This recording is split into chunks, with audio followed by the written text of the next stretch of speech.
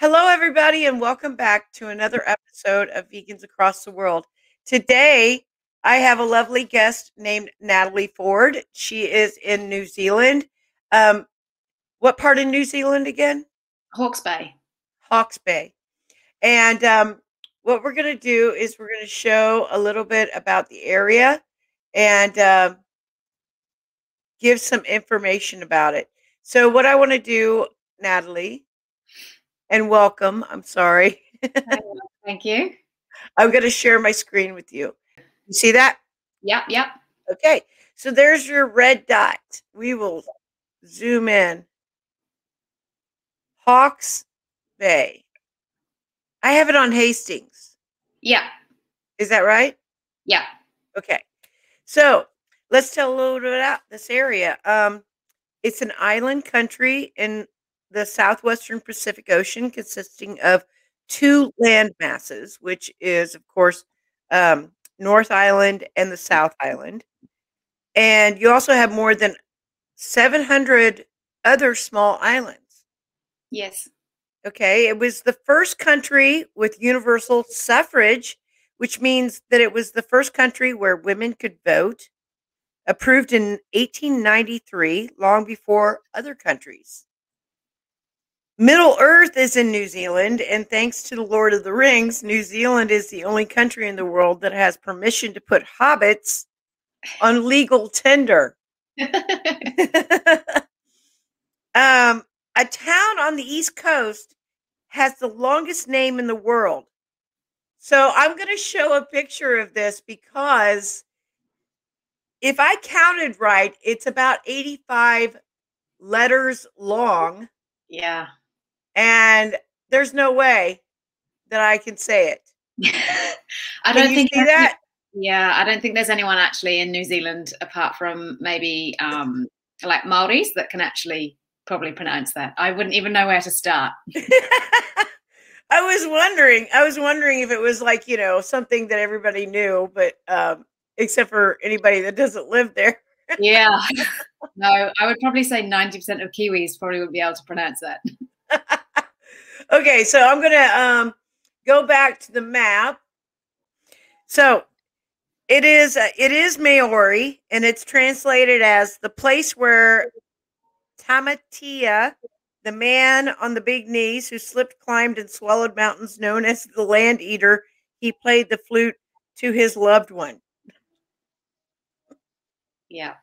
My husband knows more about the history of New Zealand than I do, which is terrible because I've come here 3.5 years ago, so I should know a bit more. Is your husband Maori? No, my husband's English too. Okay. So the livestock industry is the primary industry in the country. There are 10 sheep for every person. Baldwin Street, located on the South Island, is the steepest street in the world. And Wellington is the southernmost capital in the world. And you're near Wellington, aren't you? Yes, I'm about 4 hours north of Wellington. My sister lives in Wellington, so yeah, I'm just trying. There we go. Yeah, there you go. Okay, and they have 3 official languages, and it was the last country to be inhabited just 800 years ago by the Maori. I hope I'm saying that right, Maori. Maori. I'm sorry. Yeah, Maori. Mabi? So you kind of roll the R. So the A you don't pronounce. Okay. So it's Maori. Maori. Yes. Okay, it's kind of like Spanish in a way. Okay. Yeah. So, and they have a population of about 5 million people as of the 2019 census. Yeah. Okay, so I will stop sharing my screen and I'll get to us. All right. Okay. So, Natalie, please, I want you to tell us a little bit about yourself. And for example, what do you do and what kind of activism are you involved in? So I'm a hairdresser. Been hairdressing for about 12 years. Before that, I was in hospitality. And my main type of activism is Most of it's online, to be fair. But I've done everything from chalking to street protesting. I have lots of vegan apparel, like with vegan messages, which I think a lot of people underestimate the power of, vegan messages on clothing. And especially if you're the type of person that isn't, like, I'm not really normally confrontational, but sometimes it just kind of helps to spark that little bit of interest and a little bit of conversation. And yeah, I love all my like vegan hoodies and vegan t-shirts.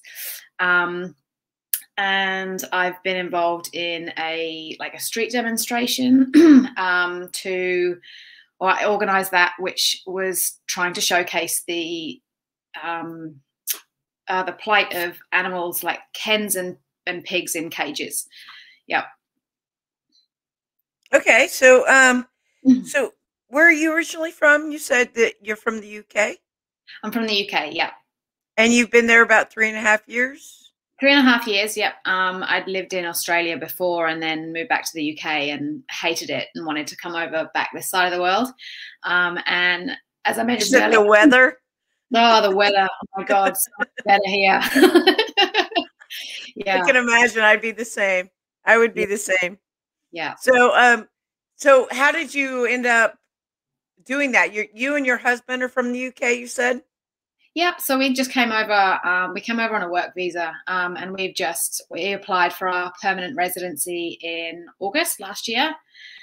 So we're just kind of waiting on that. It's probably going to be another year or so before I hear anything. But yeah, just kind of waiting because we want to stay here permanently. So has the lockdown affected that a lot?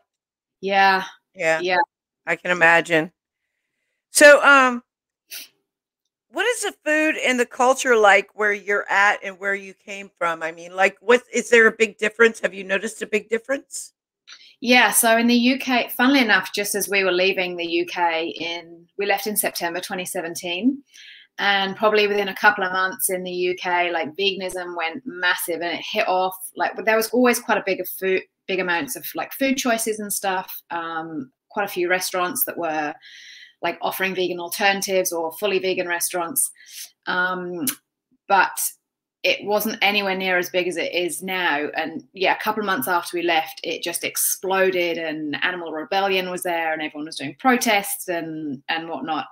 And New Zealand, we came here and it was, probably just plant milks and then maybe a few sort of freezer alternatives. So in the supermarkets. And I think up in Auckland and Wellington, it's they're much more vegan friendly cities. But here in Hawke's Bay, where we are, it's very farming community and whatnot. And so everyone's like meat, eggs, dairy. And so there wasn't huge amounts of choices where we are, but certainly in the last 3.5 years, it's gone nuts. Like it's definitely improved a lot in the last 3 years or so. So you noticed a difference from the last time you were there to this time you were there? Well, I'd never come to New Zealand before. Oh, I thought you were saying that you had been there before and then moved back. Oh, as in Australia. I'm sorry. Yeah, and so Australians are going to be mad at me. We're not New Zealand. New Zealanders are going to be like, we're not Australia. Like Canadians and Americans, maybe. Yeah. A little bit. Yeah, just kind of friendly animosity. Yeah. So okay, so yeah, all right. So what about the food culture there? You said there's a lot of meat, eggs, dairy, but do you see? All right, you said that there's some vegan alternatives up north. Yeah. Do you see people like spreading that like message, like as far as activism goes? Do you see any of that? Yeah, I think with Auckland and Wellington, again, because like they're major cities, so there's more stuff tends to go there first. Wellington's very alternative, more of a sort of open-minded sort of culture and city. A lot of students go down there, and Hawke's Bay is quite it's a little bit behind the times compared to the other cities, I would say. But I think it's definitely filtering down more so. And there's, we've got a vegan Facebook group for Hawke's Bay. So I think more and more people are starting to be a little bit more active. Yeah. And since I moved here and joined the group, I kind of almost created my own Facebook group to try and organize actions and protests and stuff for here in Hawke's Bay. And definitely starting to see more stuff filtering, and food, like I said, in supermarkets, the food, there's a lot more choices, and Gardein stuff's coming in from America, and Fry stuff, and a lot of New Zealand own companies are starting to make some incredible vegan options and alternatives. That's awesome. So do you have you thought about, you said you're in kind of a rural area, is that what you're saying, like there's a lot of farming around you? Yeah, I mean, the city that I'm in, Hastings, isn't, I suppose it's a small town, but it's kind of that in the middle of, big farming community. And at my work, I would probably say, I don't know, 50 to 60% of the clients that come in are involved in some kind of animal exploitation, so That makes it hard to be an activist because you have to worry about your income. Yeah. I know where you're coming from there, because I work with dogs, and I happen to work with I work in an area where we have a lot of people from the hospital and the zoo. Yeah. That bring their dogs, and so for me to be vocal about being vegan, which I have been, I can get reprimanded. And I've done a zoo protest, for example, and if somebody recognizes me, I could put my job in jeopardy. Yeah. Which sucks. I have to be careful. I mean, some of my clients are actually, who are farmers, most of my clients know that I'm vegan. And so we've had quite open-minded discussions.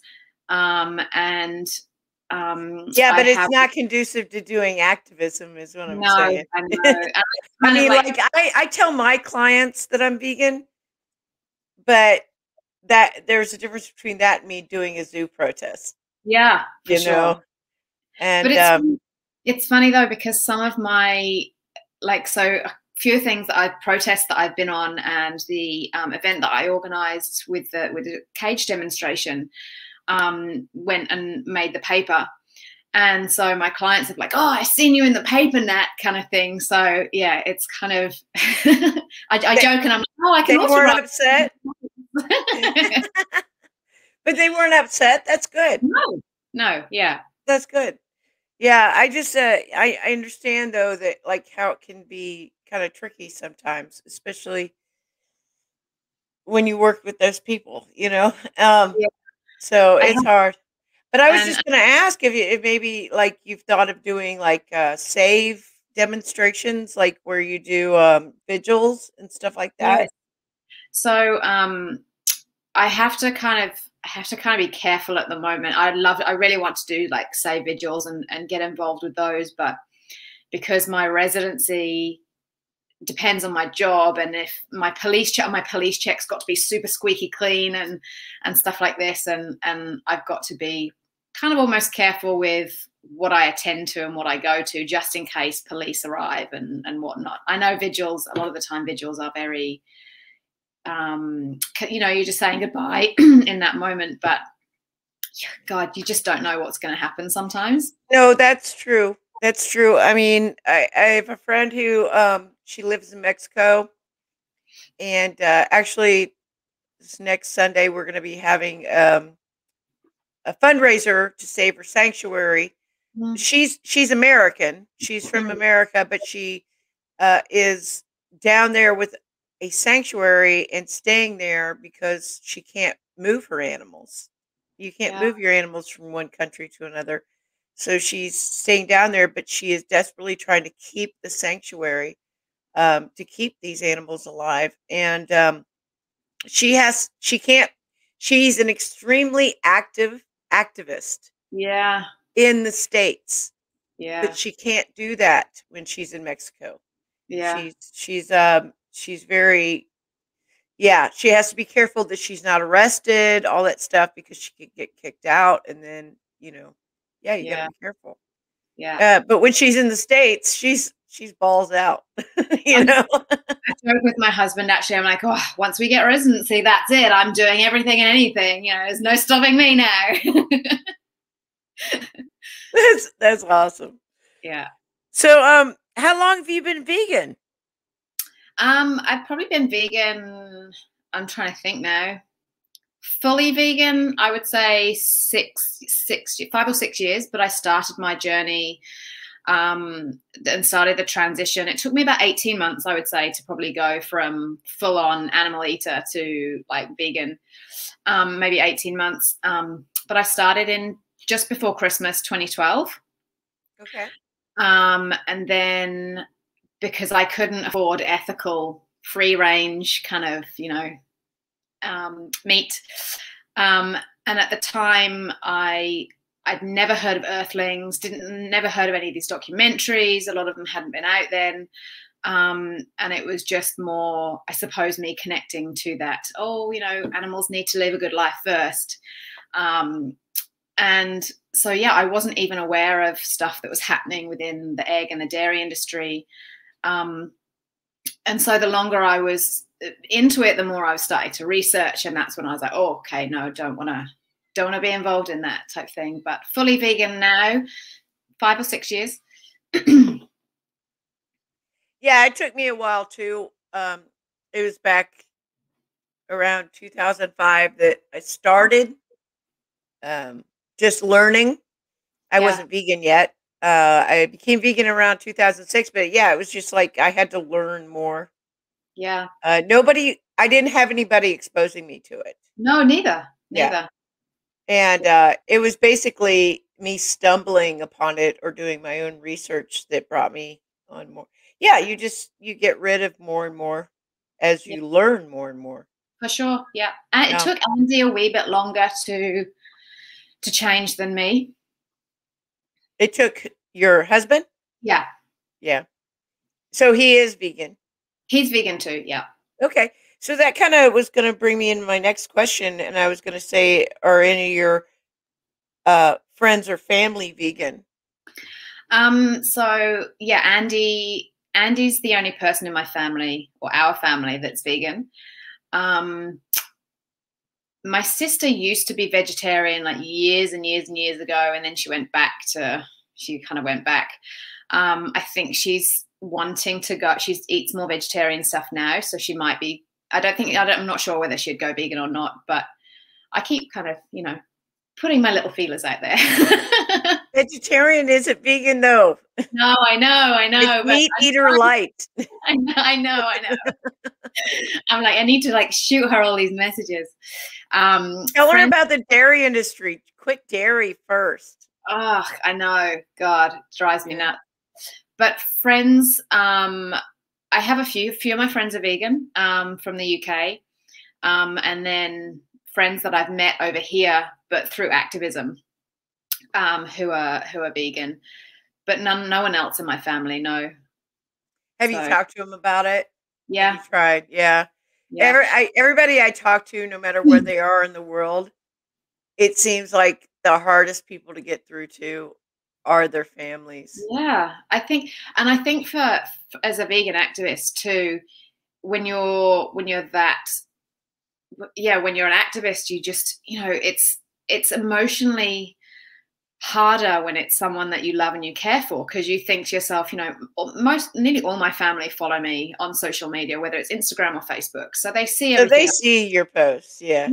And it's like, and I've even put up posts saying, whether it's sharing from someone else that has written it or whether it's me writing it myself, saying, I don't see how you can visually see everything that we post and not make that connection. So for me, if someone had shown me all this stuff when I wasn't vegan, I would have gone, oh my God, like, no way. Straight away, I would have just changed.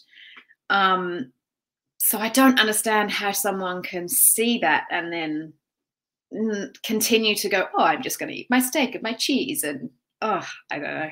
Believe me, I understand. I live with somebody who had a pet pig. Yeah. He still eats flesh. So I've got a client, one of my clients actually. So she works for one of the kind of the meatworks companies, and she does like all the admin stuff. And she's had to go on the slaughterhouse floor, and she's got her own pet cow. And I asked her once, do you not see, Dopey, and that's the name of her cow. Do you Oh, not see Dopey and then make that connection and go, oh, maybe I shouldn't be eating body parts of him? And she sort of went, no. And I just, but you've been on the works floor, and yeah, I don't know. yeah. You just wonder where the disconnect is, Yeah, I you can't, know? I can't see that at all. And I think that's what makes it harder, like you say, when your friends and your family, people that you're closest to, you know, and I've experienced depression and anxiety from activism, and it's just, how can your family and your friends see that you're going through, and so many activists would have experienced this, and I've not seen anywhere near as much as some activists have, Yeah. and so, And how can, they still let you go through it, you know? yeah, yeah, I don't get that. I agree. My mom, she supports, or at least she used to. She hasn't recently, but she supports a lot of my activism and my posts, my Mm, activism posts and stuff like that. But it might have something to do with me being a little harder on her the last time I talked to her. yeah. But yeah, she's not vegan, and it's like, how can you not understand? No. It's been 15 years. How can you not understand? Yeah, I You know. know I that mean, this isn't a phase. yeah, yeah.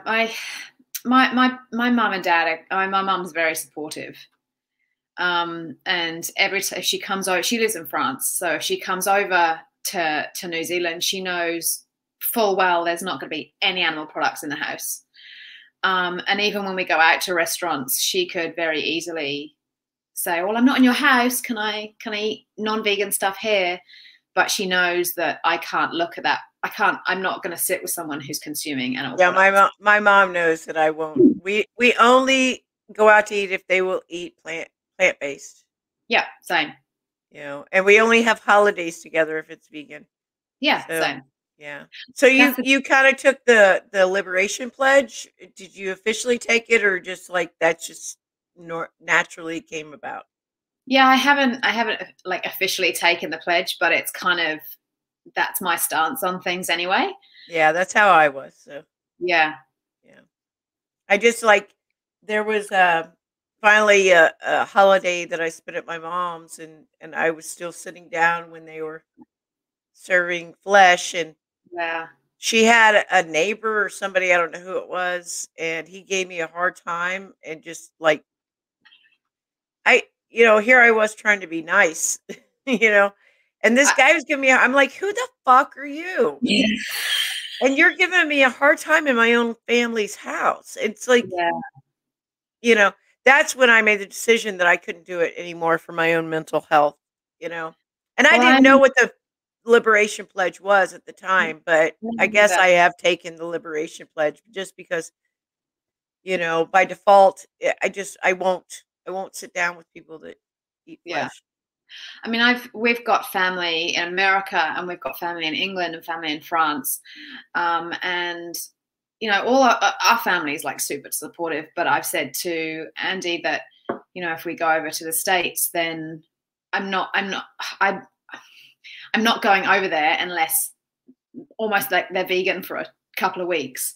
Yeah. And it's like, some people might turn around and say, "Oh, you can't tell someone to be vegan in their other house." And I'm like, well, we only see you once every 18 months. And if you can't eat plant-based for 2 weeks, then I'm not interested, Well, and I yeah, love, I mean, I don't know about the before I'm there, but I that's how I've always said it. It's like if they can't have one meal without animal flesh or secretions, then they don't want to hang out with me, yeah, for sure. you Yeah. know? So what's the point? Yeah. It's like I it's think, obviously not important enough to them. yeah. So, Yeah. But we were imposing our views on other people, though, Stacey. That's right. We have billboards for carrots and cucumbers everywhere. God, I wish. Save the mushrooms. I know. It's like, it's ridiculous how much we push it on everybody. Yeah. I mean, look at the Arby's commercials talking about, zucchini. Yeah. So, but now that you've been vegan for a while and you're a bit of an activist and your husband's vegan, so what did they think about your veganism? My dad will say to me, well, maybe because I post most of my stuff, on Facebook, and I would probably say 70% of it is to do with animal rights, because for me, veganism is about animal rights. Yeah. Mostly. But I will post stuff about health and the environment and whatnot too. But he'll say, oh, well, maybe if you don't bang on so much about animal rights and post more about environmental or health, people might listen a bit more. And I'm like, well, that's not my speciality, I suppose, and if you can't care about the life of another sentient being, for me, health and environment, my health is last. Yeah. I got the belly to show for that. So yeah, hello. I don't do it for health. No, neither. Love my burgers. But my mum, with my activism, she just wants me to be careful, I think. She doesn't want me to get arrested or anything. I don't care about being arrested, but certainly my husband and the rest of my family don't do anything that could get you in trouble. But they understand. They support me in the way that they support me, I suppose. So you were all right. So we talked about your husband. You said he became vegan later. Did he become vegan because of you? Yes. Awesome. Yeah. Well, that's great that he listened and was open and supportive, and it makes it so hard on relationships. Yeah. Well, it was like I did struggle mentally for a wee bit. So I was pescatarian when I met him, and he was animal eater. And then 2 months after we met, he went vegetarian. Because he said he'd always wanted to, but he never had someone to push him, I suppose. It took him a lot longer to transition than I did, and eggs was the last thing for him to go. He was clinging on to that healthy cholesterol and protein. But I always find it funny when people say it was eggs, because I didn't like eggs even when I ate meat. I didn't. I would get a craving every once in a while, Have you tried kala namak, that black volcanic salt? Oh yeah, I'll make tofu scrambles and stuff like that with the black salt. You don't like it? No. You don't like it because it smells like sulfur. Yeah. I mean, it does give the egg taste, but if you do get a craving for it, that's perfect, but that's what I'm saying is, when I was not vegan, I wasn't a big fan of eggs. But I would get a craving every once in a while, but yeah, I was really a fan of eggs. Not for breakfast or anything, I don't know. Every once in a while I'd want a sunny side up. That was it, I've done the vegan fried eggs a couple of times. Have you? Yeah, minus the black salt. But Andy's not an activist. He's kind of eat vegan food, don't buy products tested on animals, doesn't wear leather or any animal byproduct clothing. But he's not an activist per se. He's helped me with doing graphic designs for some t-shirts that an apparel line that I want to create. So I guess what are you going to call that? Ethics over habit.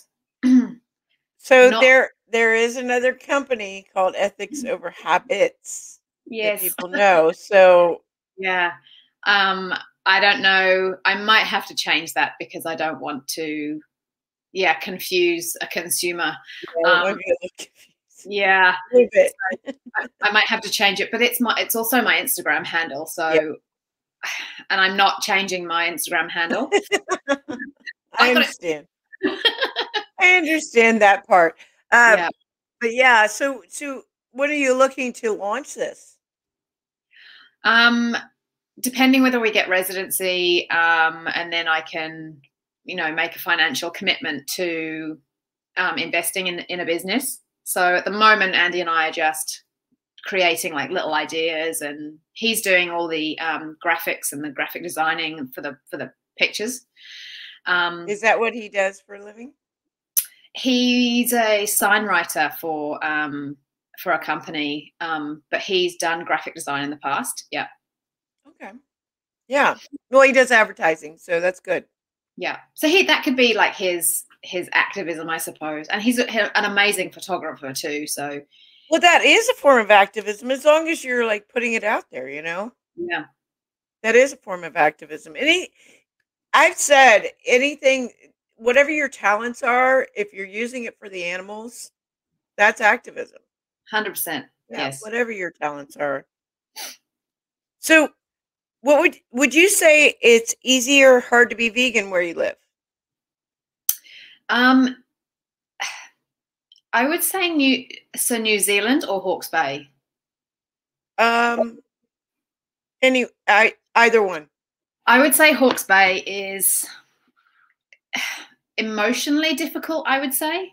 There's not really vegan restaurants, vegan cafes. Some places will offer vegan food alternatives, but honestly, it's not amazing. You can make better at home.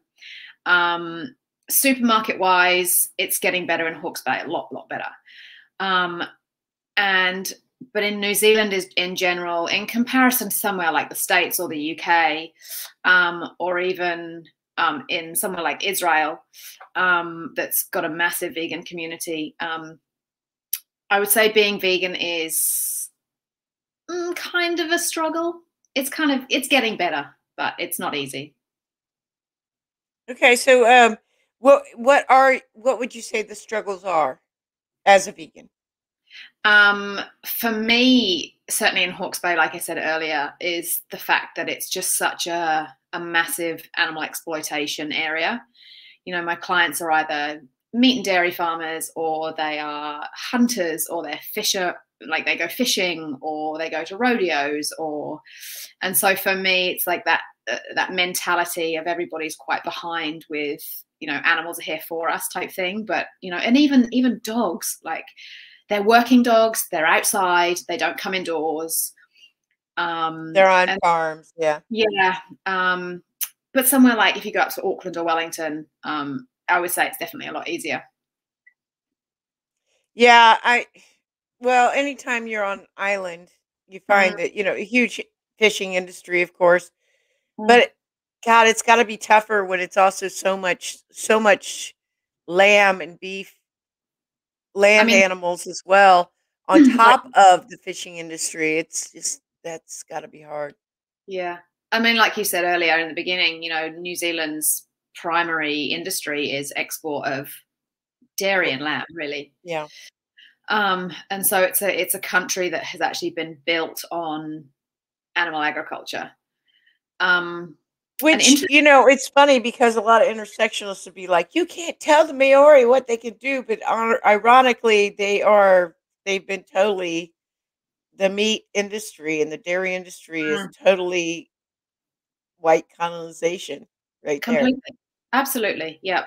And interestingly enough, Andy was reading a book on New Zealand land and waters and the pollution, because, I think historically, like, New Zealand had this clean green image of pure waters and everything's green, which now couldn't be further from the truth because of all of the nitrous oxide and stuff that they're spraying all the grass with, because they've got all these animals spread over that are eating the grass real quick, and then they're having to make that grass grow real quickly. So they're all these chemicals, and then that's going into the water, and the effluent from the animals is going into the water.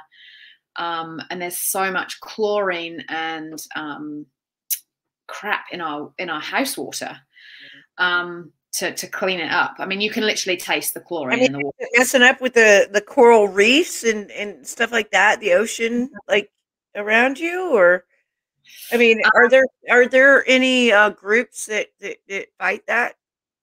Yeah, we're trying to. There's a few groups around New Zealand that are concentrating more on the waters, and even like the fishing on like the coast of New Zealand. Let's try to reduce the fishing. Yeah. But so there's a couple of companies. One of them's called Safe New Zealand or Safe NZ. I think they're on Instagram as. And they're doing all sorts, whether it's animal rights or environmental stuff, to try and then there's obviously Greenpeace and as well. I know they're huge around the rest of the world too. I think because the mindset so much of Kiwis in general across the board over all of the country isn't anywhere near as progressive as say the UK or even, I mean, I don't know, I would probably see America as progressive, but some people might I might not. I guess it depends on your perspective of what progressive is. You know, I think there's the word progressive and the idea of progressive, but when it comes down to the actual implementation of progressive, falls short. Yeah, true. You know, it's like we're supposed to be such an evolved Western community, you know, Western ideals and all this stuff is actually pretty fucking backwards, to be honest. You know? Yeah. And I think that anytime that invades a smaller area or a smaller country, that's what you get. Yeah. You know, you get lots of rodeos, like you were saying, and exploitation of animals. I think that goes hand in hand with. I mean, greyhound racing here is big too. So, what's that? Greyhound racing. Oh, is it? Mm. Yeah. Yeah. That I think that just got outlawed here in Florida. Did it? Oh, yeah. I think it just got outlawed here recently, and yeah, that's backwards as fuck. You know? Yeah. It's like you look at it, it's so base. You know, you look at it, it's like the most base of all human. I mean, especially seeing as behaviors. We would see dogs as our companion animals to then, you know, whack them on a track and several of them, and same with horse racing, you know, they'll fall over and they'll break legs or they'll break necks and so many deaths from horse racing in this last year. So many deaths. Yeah. It's disgusting. Yeah. Oh, shoot. Can you hear the dogs barking? Yeah. My neighbor's cat was trying to get in earlier, and I'm like, no, I'm doing an interview. No, I have to let you in. Yeah, I was like, I just realized my door's open up here, and the dog running downstairs. They're all going nuts. I board dogs, so that's why you hear all that yapping. I don't know. They saw the neighbor's dog or something. All right, so I want to ask you, how do people view animal rights where you live? I mean, it's kind of on the track of what we've been talking about. But like, you said you talk to your clients. Yeah. And they're like, oh, I saw you in the news or whatever. But how do they view animal rights? I know you're talking to farmers and stuff, but how would you say in general people take it when you speak up? I would say that most of the time they're kind of, they just stay in that mindset of animals are, you know, there for food, except unless it's they're a dog or a cat, you know, and then they're pets. That mindset is still quite archaic, I would say. And even like, you know, there's the horse racing is huge here in New Zealand. And horse and dog racing is huge. So people will go and they will just don't think anything's wrong with it, you know. Don't you guys have end up having a lot of greyhound rescue groups because of that? Do you have that? No, really? Not really. Yeah. See, I see so many with the industry being in Florida, I'm in Ohio, but you see so many rescue groups that are like, rescuing greyhound, um, X X racing dogs. I actually have a problem with that, to be honest with you. I think that those people are basically giving an easy out to the breeders and Yeah. the racers Yeah. because they don't have to be responsible. Oh, there's a group that will rescue them. Yeah. No, no, you're just pushing off the responsibility on somebody You else. just need to abolish it completely. Exactly. Yeah. Exactly. Yeah. It should be totally breeding should be totally abolished. Yeah. And yeah, that's the way I look at it. I mean, you want to support rescue groups, but I can't support I find it hard to support them because they just give them an easy out. I think that people who breed greyhounds for racing should be um, completely like responsible for them monetarily for the rest of their lives. Unfortunately, that would mean that they're going to just euthanize them, but I think that should be outlawed. Yeah. Yeah. I think they should just have to take care of them and for their natural lifespan. It's the That would same with, shut them down. for me. I feel like that too with, people who are responsible for breeding animals, for science or animal testing, or, it's just, I, yeah, there's a lot of Well, issues that, it's kind of like the dilemma of like when you want to rescue an animal from a slaughterhouse, do you pay for them? No, you can't yeah, because or even a farm, you can't pay for them as much as it will pain you if they go to slaughter. If you pay for them, you are paying for the next animal, yeah, and it's really, really hard decision. But the fact is, it's not going to stop it if you're paying for it. yeah. I mean, As much, especially when the animals, like, you're putting a price on an animal's life that's, yeah, for a yeah, chicken, it's in the UK, it's 20p for a chicken, and the fact that that animal's life is worth so little, it's still putting a price, even though it's a tiny price, on that animal's head, and they're just deemed, for me, you're still seeing them as a commodity, and with breeding for dog racing too, you want to rescue them as much as you can, but and I would rescue a dog from racing if I could, but like you say, the point is that just to stop the breeders just completely stop them, yeah, because don't they give have them an easy out. It's a problem. no, I saw somebody who talking about like they desperately wanted to rescue an animal. The other day I saw a post. They were talking about they desperately wanted to rescue this animal, and somebody in the comments was like, "Why didn't you just pay them?" You yeah, don't understand. If you pay them, that perpetuates it. Oh, it was a lobster in a tank. And it's like, first of all, I don't have a body of salt water to put that lobster in. yeah, So if you don't have a place to put that animal, what good are you doing them? yeah, for sure, Second of all, if I pay for that, it's no different than somebody paying to kill them. yeah, And they're just going to replace them with the money I gave them. yeah, So as much as it pains you that that animal might die, you can't pay for the next animal to die. You know what I no, mean? yeah. It's hard. It's hard. And this is Very, it's like, this is where, certainly as an activist, we encounter so many different variants that are like we're fighting for but against at the same time. yeah. It's I think that would probably, for me, the hardest thing about being vegan would be the struggle that I have is that, trying to, I'm trying to think of the words. Deal with other people. Yeah, always. That's what most people tell me. They say it's other people. That's my struggle. Yeah. Yeah, it's just trying to do the right They thing. don't say finding food. They don't say, affording the vegan lifestyle. They don't say any of that. They say dealing with other people. I think I had that problem before I went vegan, actually. Yeah.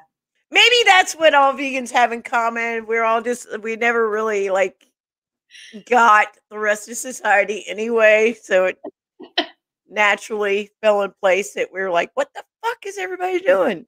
Yeah. You know? I Yeah. don't understand these people. I Just don't want to fit be in. out and sleep all day. Oh, sleep. What is that? Anyway. Yeah, no idea. So, you kind of told me, but what's your favorite form of activism? My favorite form of activism, actually, I would say chalking, like going on Okay. the streets and chalking, just because it's something that you can do at any point, anytime. You don't have to wait for protests to organize. You don't have to, you know, social media can sometimes you're dealing with trolls and whatnot. Whereas street chalking, you don't have to be an amazing artist at all. You can just go out, chalk away, walk away, and know that someone's gonna pay attention to it at some point. And it's fun, you can get all these bright colors and you can be a bit more, I have a funny story actually. I went to the first time I ever did chalking. I was so nervous. I was on my way home. And there's like this long, it's about an hour for me to walk home from where I was going from the gym. And there's this pavement. It's like this a built cycle pathway. So it's off the road, so it's safe to cycle, and the pavement's perfect. It's nice and smooth, perfect for chalking. And on the way there, I passed a small veggie shop.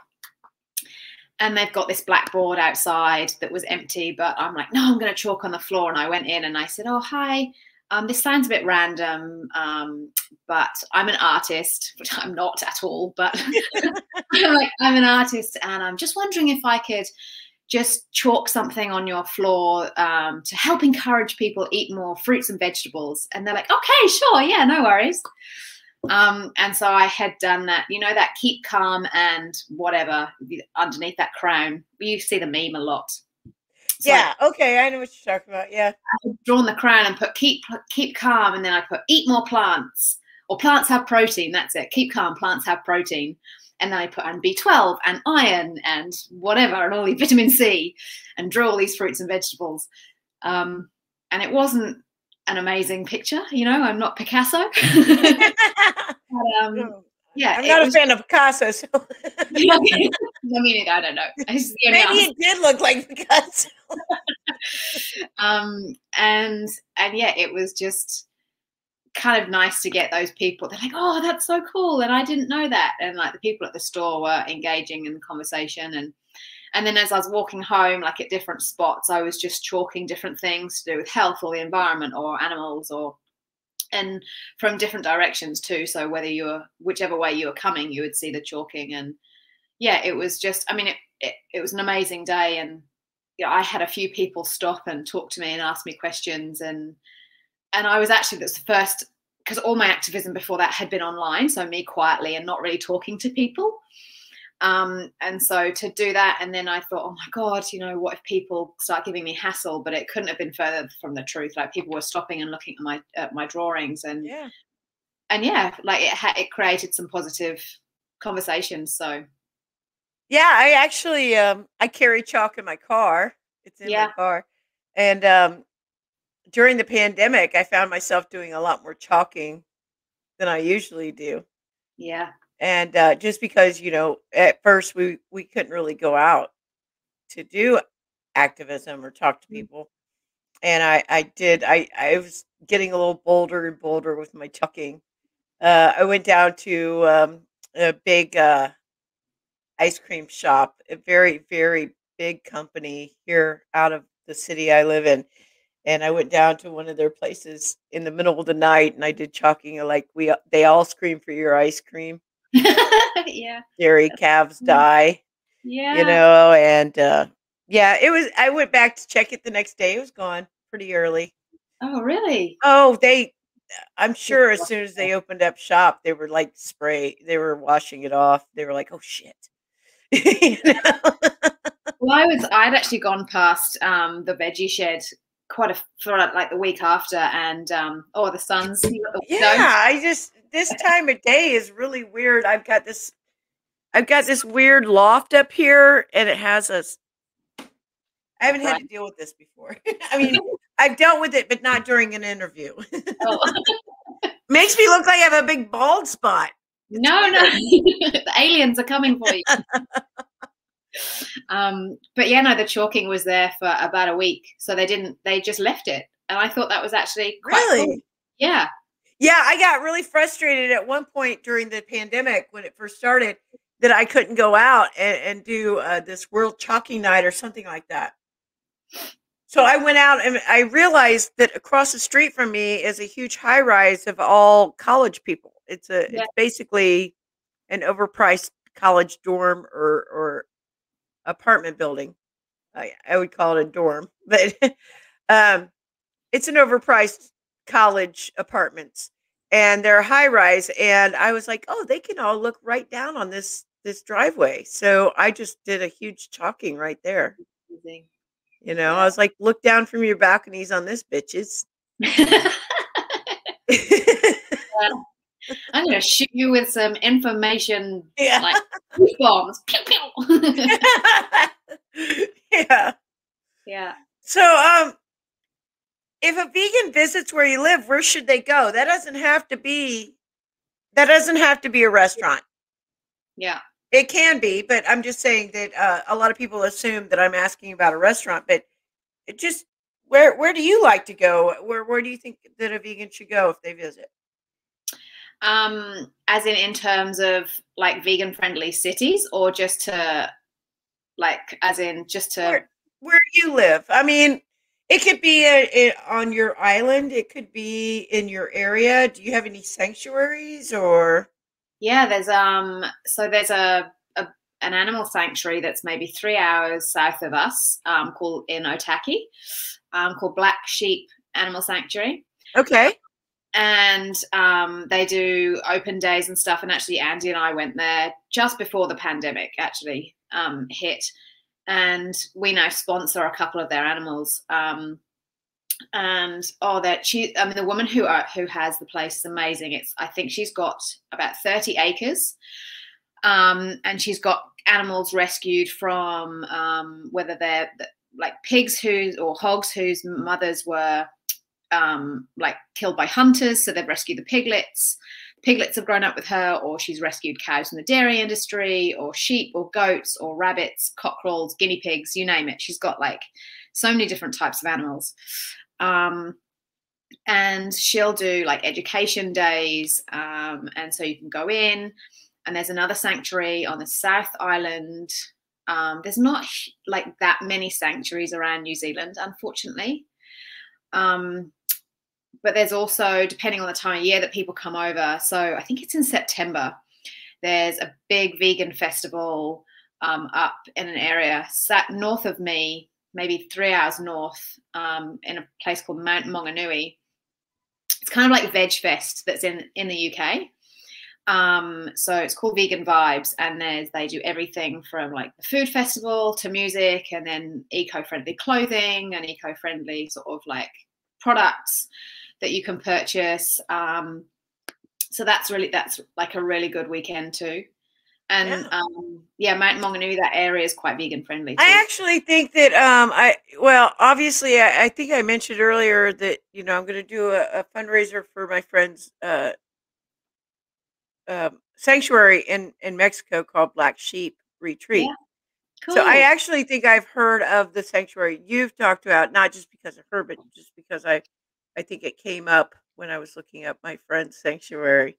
Yeah. So, but any links and any social media, anything we've talked about that you want to give me, it will be below the video, guys. When you're watching this, it's below the video to check it out. Please do that. And if you're coming to New Zealand, like you've got to go to Hobbiton, whether you're, that's just amazing. I almost mentioned that in my facts. Yeah. But I thought, no, you know what? People are probably sick of like hearing about Lord of the Rings crap, but I didn't want to insult you at all. It's such a cool little, it's very well organized considering how many people I have go in, but yeah, vegan or not, it's just amazing to go to. It's good fun. Yeah, it's just fun. Just fun. Yeah. Sure. Do you have vegan restaurants where you live? Not fully vegan restaurants, no. There used to be. And then there were, so the woman who owned it, she ended up closing it down just before COVID. And then her son, who then took over, turned it into a fucking burger bar of all places. Oh, and then and it's like, oh, so why? And I contacted her. I said, oh, why are you closing? You know, struggling. Oh, I'm struggling with the chef. He wasn't being, like, the chef was vegan, but she said, oh, he wasn't doing what I wanted. And my friends and family were giving me grief about why don't I serve animal products and, you know, blah, blah, blah. And I'm like, it's your restaurant. Like, you is like, fuck what everyone else, your friends and family think. If they want to eat a flesh burger, then they go somewhere else. Like, and it was a really popular cafe, like, and they did gluten-free stuff too. So, you know, it catered for so many people, and it was always busy. So yeah, I know a restaurant similar to that here that yeah. they were vegetarian since I don't remember. I think it was back in the 80s. And they came upon, I guess it was going out of business, came upon new owners. I became friends with the owners. One of the owners was vegan and the partner was not, but they still stayed vegetarian. And then during the pandemic started selling flesh. Yeah. And I'm like, what the fuck? And it's so hard because I do like the owner. Yeah. But what the fuck? It's so infuriating when after what, like 30 years, you're gonna fucking sell flesh. And it's hard for me because in a way, because we know as vegans that the dairy and egg industry are probably worse than the flesh industry. So really, if they were vegetarian, what's the difference? So do I get mad at them or not? Well, the dairy industry ultimately is also the flesh industry. So it's two things. Yeah. You know. So when they were vegetarian, I was supporting them. So can I really get mad that they're selling flesh? Is there a difference? Because when they were vegetarian, I was supporting them. So it's hard. It's hard, but it just seems like they're going in the opposite direction, or they did, and now it's like, you know what? It's so disappointing. It's so disappointing. Yeah. And like you see someone go back on their morals and their ethics, and it's like, what the hell? Like, why? Yeah. I don't think they were doing that bad, you know? Yeah. And especially when a business is doing so well, not selling products that have animal flesh and secretions. Yeah. Why, if it's doing well, why have you suddenly got to add those things in? Yeah. I don't get it. They got lamb and pork belly. It's disgusting. Ugh. It's disgusting. Anyway, so what would you say is your favorite vegan dish they should try if they come and visit your area? I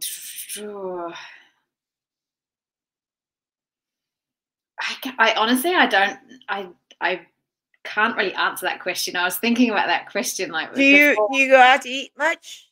No, because a lot of the places that Andy and I go to, you know, they do vegan stuff, but it's it's not up to par. You do it at home? Yeah, I do. I can do it better at home. There's an Indian. So what's your favorite vegan dish they should try at your house? Well, I do. I'm not gonna, just to blow my own trumpet, I do the most amazing vegan brownies, but also where I do like a great sort of butter chicken, and there's a faux chicken over here that when added, it's made from pea protein. It's called sun-fed. Sun-fed? Sun-fed, yeah, it's so good.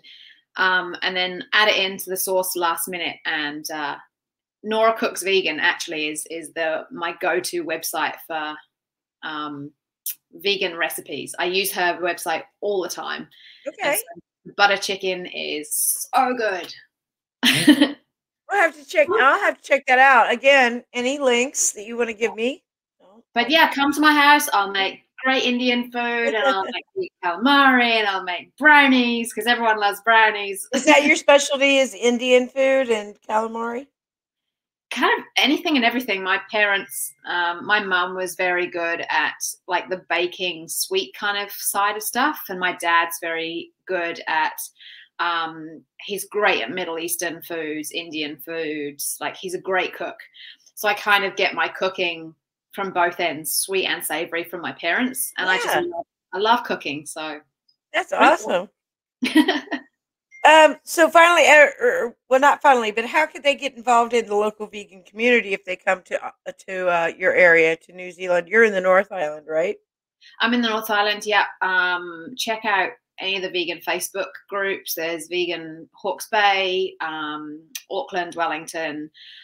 There is I'm pretty sure if down in Wellington there is an Animal Save down in Wellington. So if you want to get into activism with regards to Vigils, then Animal Save in Wellington would be really good. I have created like a separate Hawke's Bay kind of Facebook chat to try and get actions together for Hawke's Bay. So check out the Vegan Hawke's Bay Facebook group and send a request to me, and then I can add to a group. Down in the links, guys. And yeah, just there's festivals. There's a couple of festivals time of the year, or activism if if you've got the time. Black Sheep Animal Sanctuary like you to volunteer for a month. The one in the South Island, I think you can do it for a couple of weeks if you're pushed for time. But Black Sheep like you to be there for a month because they want you to get to know the animals and get the animals to get to know you. Are you saying that people can come visit from out of the country and stay for a month? Is that what you're saying? Yeah, like if you're here for a... So it's like a bed. It's kind of like a bed and breakfast, but you're volunteering. You're working. Yeah. Yeah. Okay. Yeah. That's pretty cool.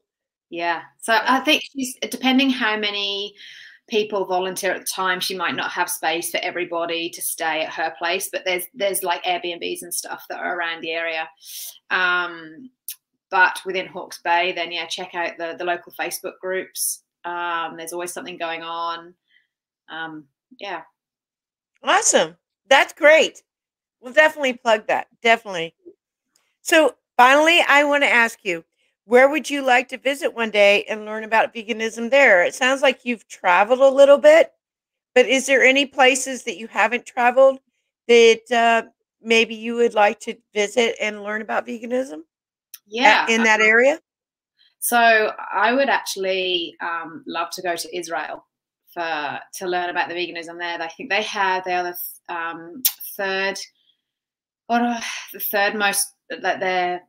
third highest country for veganism.